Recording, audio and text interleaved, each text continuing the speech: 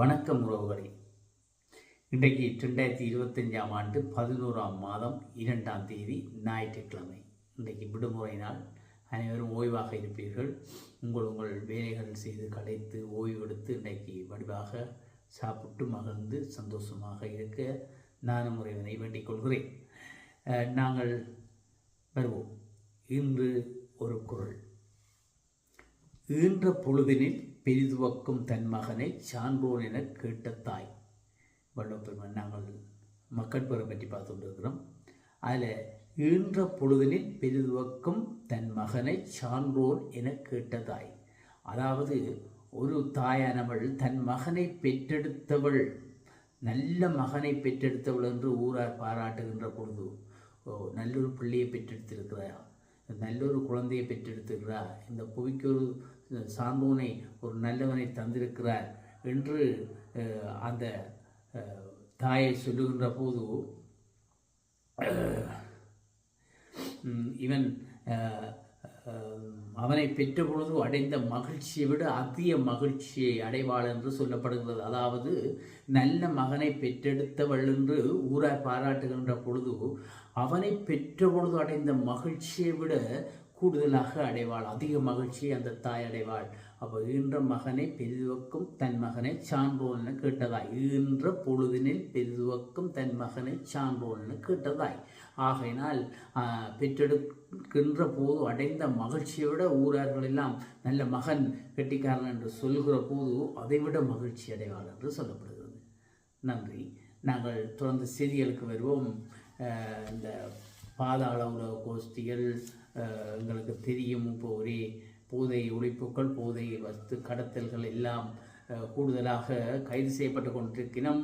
அப்போ பாதாள உலகம்னா அரசியலில் இப்போ கால் பதுக்கி இருக்கிறோமா, கால் பதிக்கிறது கடும் பிரயத்தனம் செய்கின்றன புருஷ்மா அதிபர். எங்களுடைய புருஷ்மா சுட்டி காட்டுகிறார்.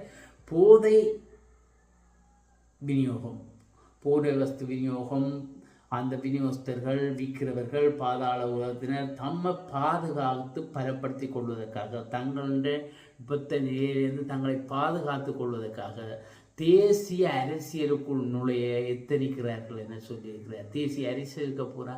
அப்போ காப்பாற்றப்படுவோம்னு சொன்னால் நாங்கள் அரசியலுக்கு போகிறோம், அரசியலுக்கு போனால் துணிவாக இருக்கிறான் என்று சொல்லப்படுகிறது. அப்போ போலீஸ் மாதிரிவர் பிரியந்த வீரசூரிய அவர்கள் சுட்டி காட்டியிருக்கிறார். அப்போ அரசியலுக்குள்ளே அவையை திணிக்கணும் என்று சொன்னால் அந்த அரசியல் கட்சிகள் என்ன செய்யணும், அவர்களை ஏற்கிறதுக்கு கொஞ்சம் யோசிக்க சொல்லியும் அவர்களை சேர்க்கலாமா இல்லையா எப்படியானவர்கள் என்பதை அறிந்து கொள்ளுங்கள் என்றும் எங்களுடைய புருஷ்மா அதிபர் அவர்கள் இப்போ சொல்லியிருக்கிறார். ஆகையினால கவனமாக இருக்கிறது எங்களுடைய கடமை, அரசியல் கட்சியினுடைய கடமை என்று அவர் சொல்லுகிறார். மற்றது வட மாகாணத்தில் தனியார் பொது போக்குவரத்து பேருந்துகளில் பயணிக்கிற பயணிகள் பயணச்சீட்டு பெறணும் என்று சொல்லி ஒரு சட்டம் கொண்டு வந்திருக்கிறார்கள்.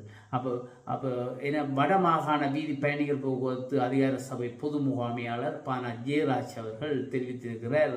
என்னென்னு சொன்னால், நீங்கள் எல்லாரும் இனி டிக்கெட் எடுக்கணும். டிக்கெட் என்று சொன்ன பற்றுச்சீட்டு, அந்த பயண பற்றுச்சீட்டை பெற்றுக்கொண்டு தான் இனி பயணம் செய்யணும்.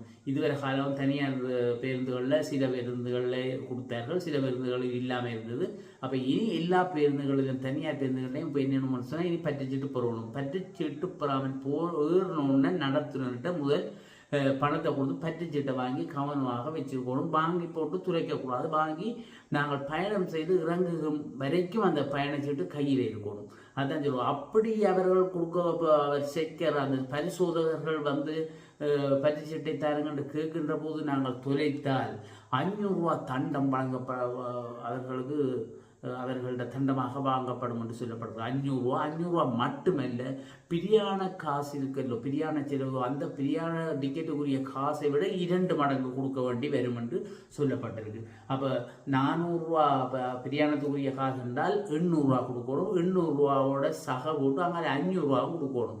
ஆகனால் 800 500 1300 ரூபா கொடுக்கணும். அப்போ 400 ரூபாவுக்கு கவனமாக 1300 ரூபா கொடுக்காமல் டிக்கெட் எடுத்துகிட்டு வந்தால் சரி. அப்போ நாங்கள் ஏறுகின்ற போது முதல் நடத்துனரை பார்த்து, நான் என்ன எடுத்து போகிறேன் தம்பி பற்றுச்சீட்டை தான் என்று கேட்டு வாங்குவது மிகச்சிறந்தது.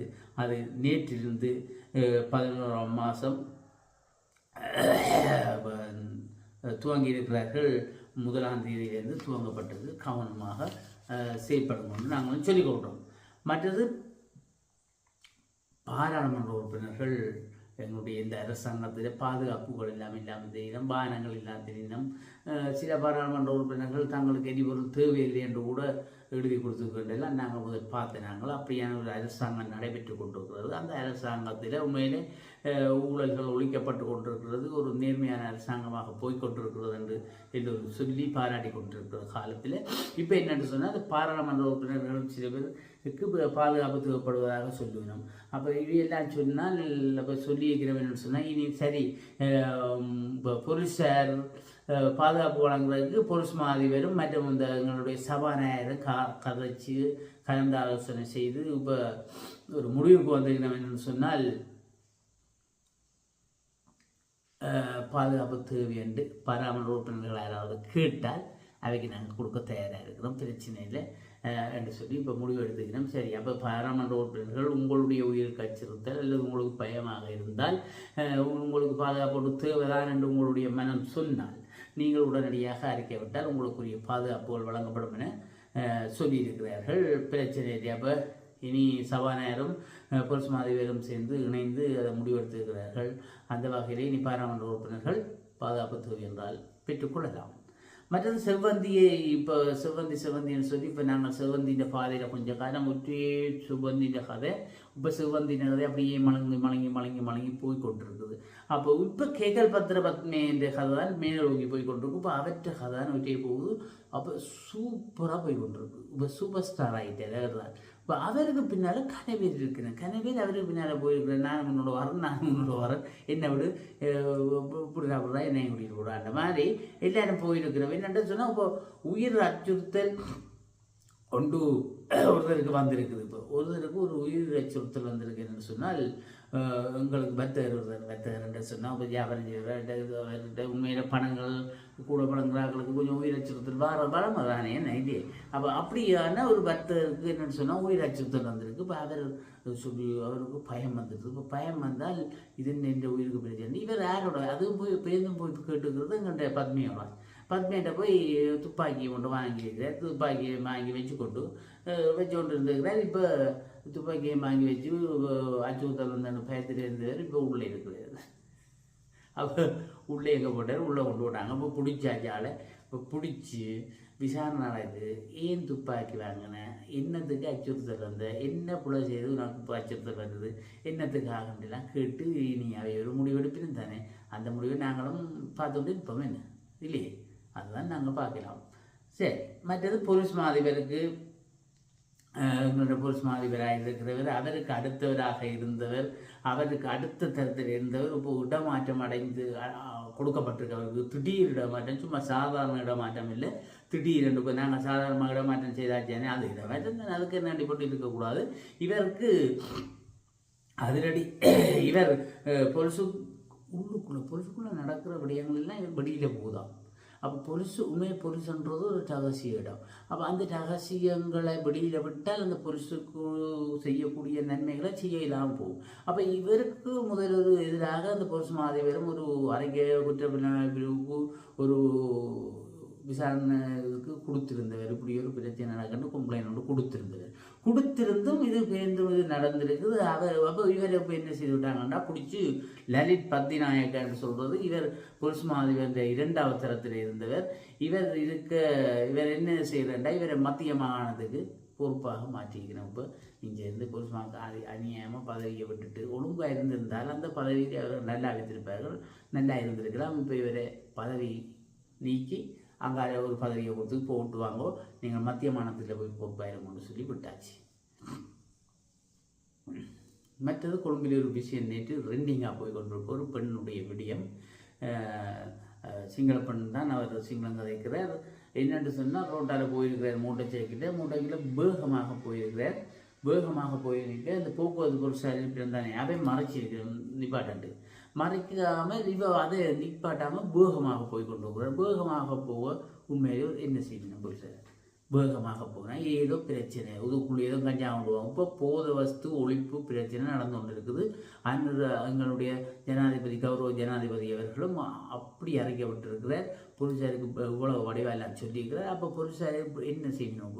அதை சரியாக விசுவாசமாக நடந்து கொண்டிருக்கிறார். இவன் வேகமாக போக நிற்காக போக அவங்கள என்ன பின்னாடி திருத்தி கொண்டு போய் ஆக்களை வாழை மடக்கி பிடிச்சாச்சு. பிடிச்சி விட்டா இவ அந்த சரி டாக்குமெண்ட்ஸை கேட்டால் சரியான ஆவணங்களை கொடுக்கணும். வாகனங்களை கொடுக்காமனு கணக்கு கதைச்சி எல்லா தளத்திலையும் போய் கொண்டிருக்கு. அவள் கொடுத்து வைக்க நாங்கி மாமே கொடுத்து வைக்க நாங்கின்னு சொல்லிட்டு நான் கொடுத்து வைக்கின்ற தங்கச்சி கொடுத்து வைக்கண்டால நீர்றா கொடுத்து வைக்கண்டா நாங்களே நீர்றது ஆற்ற தங்கச்சி என்றாலும் அது முதல் பேர்ந்து முதலில் கேட்டால் என்ன கேட்டதை கொடுக்குறான். இது என்ன பிரச்சனை எங்கள்கிட்ட கிடக்குது. கேட்டதை இந்தாங்கோ என்ன வேணும் லைசன்ஸு இந்தாங்கோ டேக்ஸு இந்தாங்கோ வந்து ஒவ்வொன்று ஒன்றா கொடுத்து வைக்கிறேன். கொடுத்தா பார்த்துட்டு ஓகேன்னு அப்போ ஏன் வேகமாக வந்ததுக்கு பக்கத்து கேட்டால் சரி ஏதோ ஒரு அவசரமாக போனான்னு சொல்லிவிட்டா பிரச்சனை முடியுது. அதை விட்டுட்டு வாக்குவாதம் செய்து இப்போ தேவைனா கொடுத்துவோக்குன்ற ஒரு கொடுத்துவோக்கை கொண்டு இப்போ விசாரித்து பார்த்தா கொடுத்துவோக்க யாருமே தெரியாதா கொடுத்துவோக்கன்ற ஒரு ஆளே இல்லையா. அப்போ சும்மா என்ன சொல்லிக்கிறேன் என்ன கத்துறா இது ரெண்டு பண்ணு நான் கொடுத்துவோக்கு நாங்கள் இழுவேன். அப்போ இழுத்து கத்தி ஒன்று நிற்கிறோம். அதுக்கப்புறம் ரெண்டிங்க எல்லா இடம் போய் கொண்டு சக்தியில் பார்த்தேன் பார்க்கவே வேணாம் அப்படி இருக்குது. அப்போ நாங்கள் பொலிசார்கிட்ட அவை போக்குவரத்து கடமை செய்தவர்கள் அவர்களுக்கு நாங்கள் பங்கம் படைக்கக்கூடாது. அவர்களுக்கெல்லாம் ஒவ்வொருவரும் தங்கள் கடமை செய்கிறதுக்கு மற்றவர்கள் விட்டு கொடுக்கணும் உதவி செய்யணும். அவர்கள் தங்களுடைய கடமையைத்தானே செய்கிறார்கள். மறைத்தால் நிற்கிறது என்னென்று இருக்கிறது லைசன்ஸ் எல்லாம் சரியாக வச்சுக்கிறீங்களா டாக்குமெண்ட்ஸ் எல்லாம் என்னடே இருக்கிறது இருக்கிறது. அப்போ கேட்டால் அதை கொடுத்து காட்டி போட்டு ஓகே என்று விடுவினு ஓட்டியானே.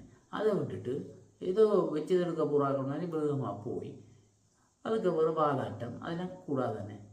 அதுதான் அப்போ பொறுத்தது பார்ப்போம் அப்போ என்ன நடக்கண்டு. ரைட், இத்துடன் இந்த செய்தியை நாங்கள் நிறைவு செய்து கொள்வோம். மீண்டும் அடுத்த காணொளியில் உங்களை சந்திக்கும் வரை விடைபெற்றுக் கொள்வது உங்கள் அன்பின் முருகன். நன்றி.